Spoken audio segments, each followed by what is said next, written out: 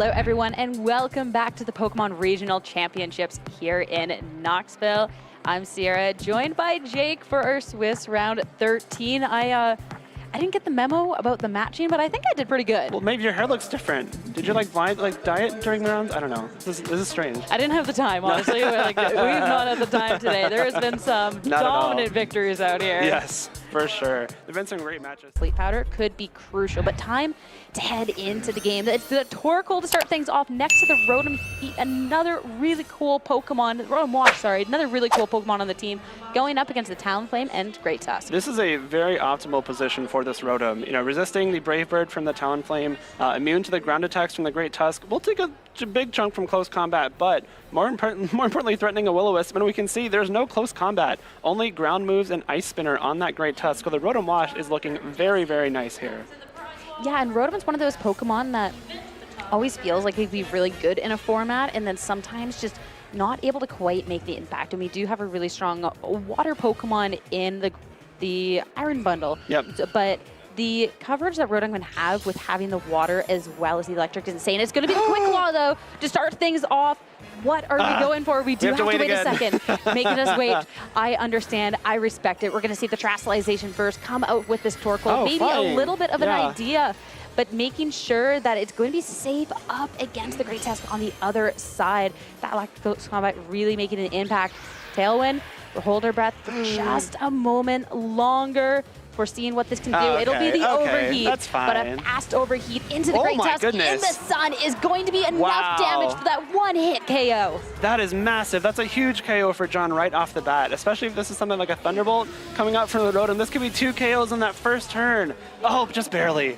Talonflame just holding on there. It was able to set up the Tailwind. It gets to stick around for one more, but the Great Tusk going down with the thanks of that overheat is just absolutely incredible. Abomasnow now will be able to go with that snow warning, reset the weather, a nice little snow to hopefully slow that turtle down, but what an incredible first turn. That was huge. And the Quick Claw may not have mattered if the the Great Tusk had gone for a ground type move anyway, but that overheat just securing the immediate knockout here, and Abomasnow coming in actually in a pretty great spot considering the Torkoal is now weak to a Blizzard. And no Quick Claw activation and having that Flying type tear, that could be a lot of damage, a little bit of recoil, and the Talonflame will be taking out as now the Blizzard double connect. It is going to be 100% accurate in that snow, and that Torkoal is going to be dealt with. Torkoal does go down here. The Rotom Wash not taking too much damage from that Blizzard thanks to its water typing. Doesn't have a whole lot to threaten this Abomasnow with, although it does have access to the Light Screen, which we might see pop up here to kind of mitigate some of the damage from that Abomasnow going forward. Which is definitely going to be really nice because something like those Blizzards, I mean, Blizzards hits for so much, especially with the Life Orb on that Abomasnow, so you want to make sure to slow that down. Iron Bundle, though, hitting the field. That's a strong Paradox Pokemon faring up against this Fluttermane. The Fluttermane behind Light Screen, though, facing down 2 special attackers is a really great position to be in if you are John. You know, the Iron Bundle and the Abomasnow only have special attacks. You can't get around that Light Screen anymore with any physical damage, and Fluttermane does have a really, really great natural special defense. And so it's going to be really difficult for Johnathan to kind of break through this Fluttermane going forward, I think. Yeah, at least you have a little bit of power and you do have the speed on your side, so you're just going to have to try and get as much of that damage out as you can to make sure that over on the other end of the field, things are checked. Yeah, I mean, even looking at the Rotom, a Giga Drain from the Abomasnow would do a decent chunk with the Light Screen and the Citrus Berry on that Rotom. Probably able to survive. Even a combination of Freeze Dry and Giga Drain may not be enough thanks to that Citrus Berry, but if you do that, you just leave the Fluttermane open to fire off something like a very powerful Moonblast or a Shadow Ball. Unfortunately for Johnathan, no defensive Terastallization can save his Iron Bundle from something like a Moonblast from that Fluttermane. The Rotom Wash looking to be saved for another day, though, swapping out, and that will be the Scarlet. This is a Pokemon that's made a huge splash in the meta this weekend, and we're going to see it here in our day 2. It's going to take this Freeze Dry so well, and now the Abomasnow with the Blizzard. That's the least amount of damage I think I've ever seen a Blizzard do, and now the Fluttermane, that is a heap more damage, one hit KO onto the Iron Bundle. I mean, you have to respect that play from Johnathan. I think at this point, freezes might be your only out, and so he gives himself 3 chances to get a freeze, 2 from the Blizzard and 1 from the Freeze Dry. Unfortunately, there's just not going to be enough. No freezes connect, and John Hu takes a very commanding game 1 from that explosive turn 1 start. Which is absolutely incredible. I mean, that Torkoal to start things off, that Quick Claw on the very first turn. I mean, it's likely good anyways because of that flying Terra type. I mean, you're staring down this Great Tusk and you're not worried about what it's going to be throwing your way. But, you know, just that little extra like, hey, I am going to get to move first. I am going to deal with you. Like, do not worry about that. And just such a commanding game to really show why John is in this position in the first place. I mean, the Rotom Wash lead came in super handy. Like, it was really not threatened at all by the Talonflame or the Great Tusk. Not having close combat really hurt Johnathan there just because he didn't have a way to get damage onto that Rotom immediately. And when you're facing down a Rotom that has both Will-O-Wisp and Light Screen, you want to get some damage on it as fast as you can because it's very good at mitigating damage that your team can do, especially given that the Thunderbolt enough to almost knock out the Talonflame plus a little bit of Brave Bird recoil. Johnathan might have to think about, you know, using some of those, the Iron Bundle, the Abomasnow to threaten the Rotom up front before it starts to, you know, take some knockouts of its own, maybe set up Light Screens, get some burns on the field. The Great Tusk, Ice Spinner, not going to come in super handy here unless we see the Jump Left out of John. Unfortunately for Johnathan, that team choice probably helping him in earlier rounds, not the greatest pick in this round against John. Yeah, the Great Tusk, I mean, it can be just such a strong Pokemon, but literally what it's facing down up against, the fact that there is going to be that Rotom Wash with the Levitate that it can't really hit, can't really do much. No. There is that Torkoal that's, I mean, we saw it in game one, just flying terrestrialization. All right, you can't really do much to me either. So it kind of feels like a little bit of a bad bring, even if it could fare pretty well against the rest of the team.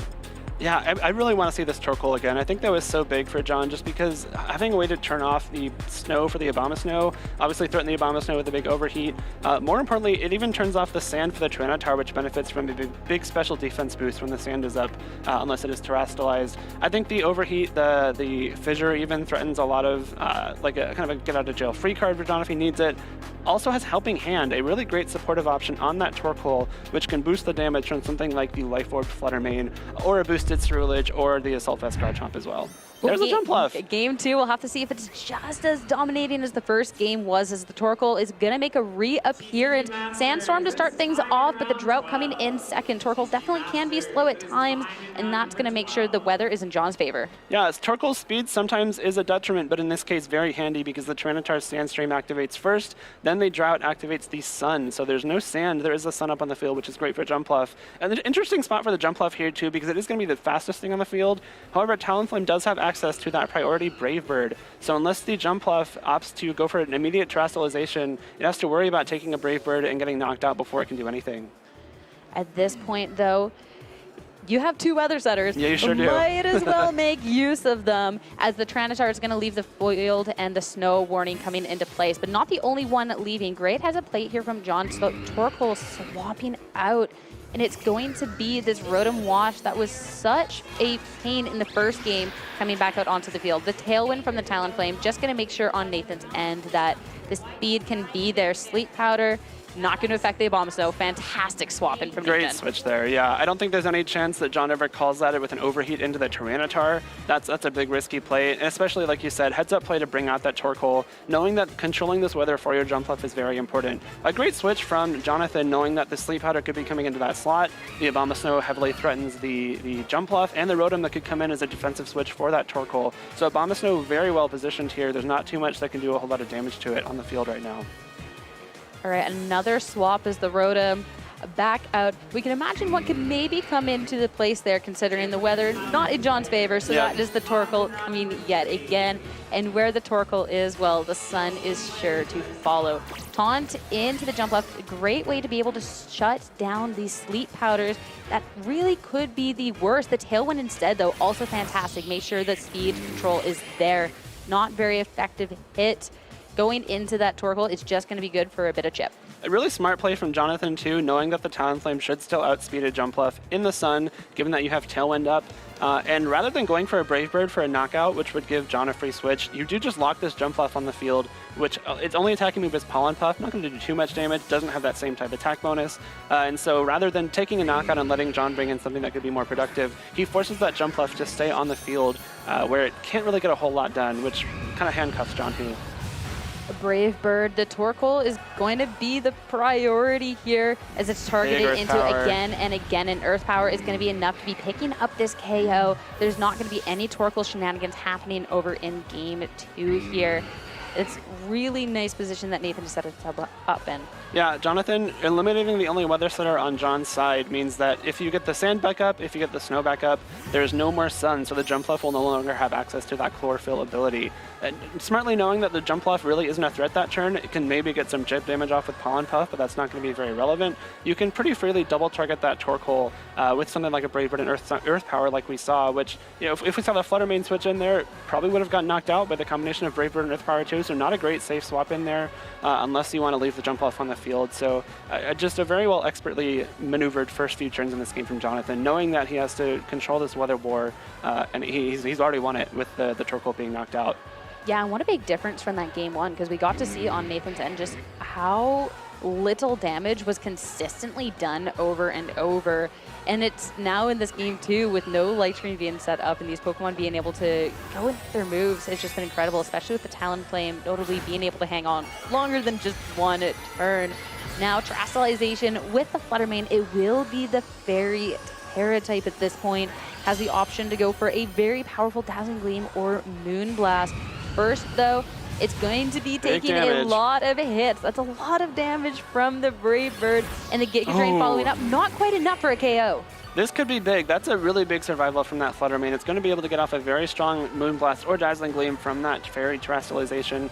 And the Rotom has a chance to get an attack off too. If this Dazzling Gleam is not enough to finish off the Talonflame, a Thunderbolt certainly would be. Even the Abomasnow at this point, that is low enough that one Thunderbolt should knock it out. So a nice, big amount of damage there, but the Giga Drain and Brave Bird are enough to actually knock out that Flutter Mane given the one tick of Life Orb recoil. So even though you get a bunch of damage off there, you still do lose that Flutter Mane, unfortunately.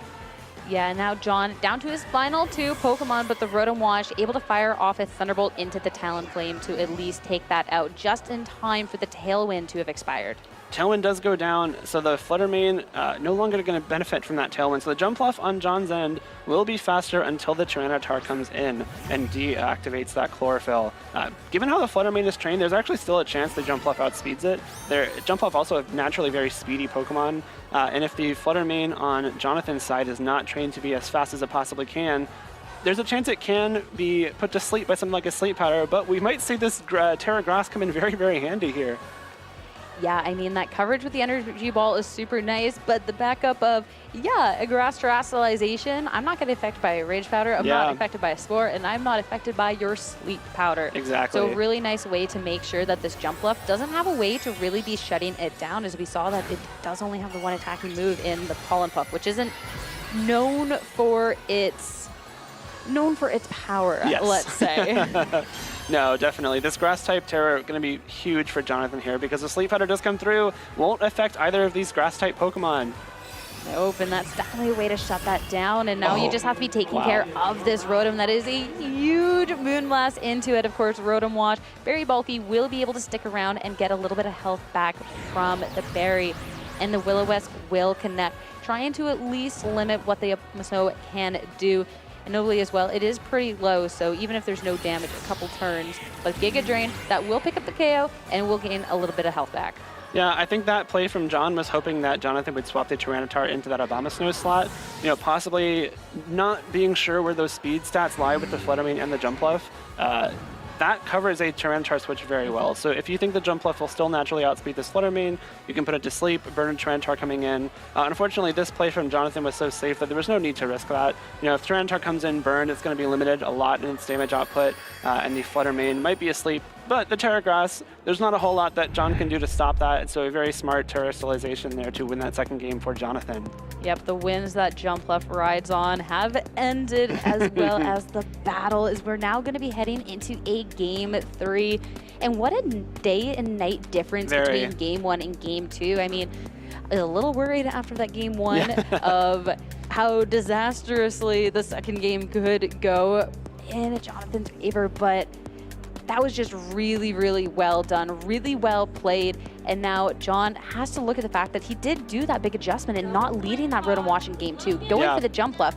And that Jumpluff did nothing. Yeah, it really didn't get anything done that game. I think John possibly trying to call out Johnathan for you know, maybe his lead was so weak to Rotom Wash in that first game. Maybe John expecting Johnathan to not do that same lead again, or not lead something that was so weak to Rotom Wash again, just because it went so poorly in that first game. But as poorly as it went for Johnathan in game 1, it went as well for him in game 2, just because it wasn't as explosive. There weren't a bunch of huge like one-hit knockouts, but there never really felt like a time where John had footing in that match, especially given that at the beginning of the match, I don't know, there was not a whole lot that John got accomplished, even with you know, a pretty neutral lead. Yeah, and so I'm assuming going into this third game that the jump buff isn't something necessarily that we get to see here. Because, I mean, you just lost so much. The Torkoal, yeah, is so cool, and it can be absolutely devastating, but it definitely does need to be set up in the right position, and jump buff not having the capability to do that is incredible. So we are going to see the same lead from game 1. It will be the Rotom Wash next to the Torkoal yet again, facing off against the Talonflame and Tyranitar. And this is a lot more neutral, I would say. The Torkoal threatened by something like a Rock Slide, but given its pretty high natural defense, won't take too much damage. Doesn't have a lot to do on this turn, though. Like an Overheat wouldn't do much damage to either. The Rotom Wash, however, much more properly positioned. You have the option to go for a Will-O-Wisp on the Tyranitar. You have the option to get some damage on that Talonflame with Thunderbolt. You're not going to be taking a whole lot of damage yourself this turn, even from something like a Rock Slide or a Crunch from that Tyranitar, luckily. So Rotom Wash lead coming in handy again. Another Quick Claw! Oh no. Oh my gosh, what's going to happen? Oh no, it is the Fissure. It's not going to connect, though. You get the Quick Claw. You can't quite get the Fissure as well. Love that he went for it, though, especially since the Overheat maybe a little bit in that situation.